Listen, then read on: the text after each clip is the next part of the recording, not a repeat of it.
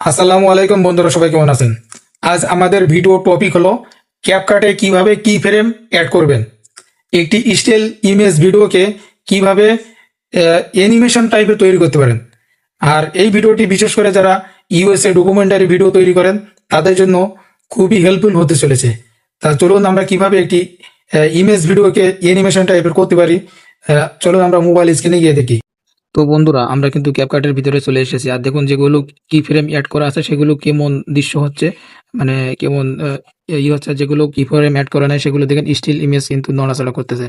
দেখুন এগুলো হলো কি ফ্রেম অ্যাড করা, আর এখন যেটা দেখতেছেন এটা হলো কি ফ্রেম ছাড়া।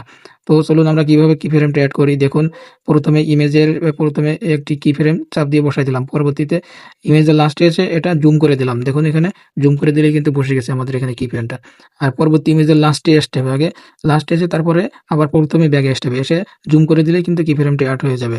এভাবে আমাদের কি ফ্রেমগুলো অ্যাড করতে হবে। সব ইমেজে আমাদের কি ফ্রেমগুলো অ্যাড করে দিলে এরকম নড়াচড়া করবে ইমেজগুলো, তাহলে দেখতে সুন্দর লাগবে। তো কি ফ্রেম অ্যাড করার নিয়ম হলো, আপনি প্রথমে আগে একটি কি ফ্রেম বসাতে হবে, বসানোর পরে ইমেজের লাস্টে চলে যেতে হবে, গিয়ে ইমেজটি জুম করে দিলেই কিন্তু পরবর্তী কি ফ্রেমটি এখানে অ্যাড হয়ে যাবে। এখন দ্বিতীয় ইমেজের লাস্টে যেতে হবে, আগে লাস্টে গিয়ে একটি কি ফ্রেম অ্যাড করে নিতে হবে। আবার প্রথমে ব্যাগে এসে প্রথমে আসতে হবে ইমেজের, এখানে এসে জুম করে দিতে হবে, তাহলে আমাদের কি ফ্রেমটি সুন্দরভাবে একটি অ্যানিমেশন টাইপের ভিডিও তৈরি হবে। দেখুন আমি কিভাবে বসিয়েছি, আপনারা এভাবে বসাবেন, তাহলে আপনার ভিডিওটি ডকুমেন্টারি ভিডিওটি অনেক সুন্দর এবং প্রেরণাবন্তর হয়ে উঠবে।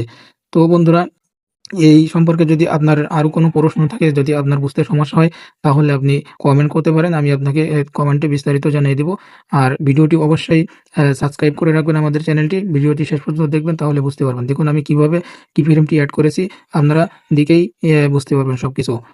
অত্যন্ত সুন্দরভাবে আপনাদের বোঝানোর চেষ্টা করেছি। তো যদি কোনো কিছু বাদ পড়ে থাকে, কোনো কিছু বুঝতে সমস্যা হয়, অবশ্যই আপনারা কমেন্টে জানাবেন। আমি আপনাদের কমেন্টের উত্তর দিয়ে সবকিছু জানিয়ে দিব, অথবা টিউটোরিয়াল দিয়ে সবকিছু বুঝাই দিব।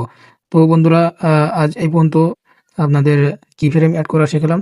পরবর্তীতে আপনারা কোন বিষয়ের উপরে ভিডিও চান সেটা অবশ্যই কমেন্ট করে জানিয়ে দিবেন, যদি আপনার কোনো বিষয় জানার ইচ্ছা থাকে।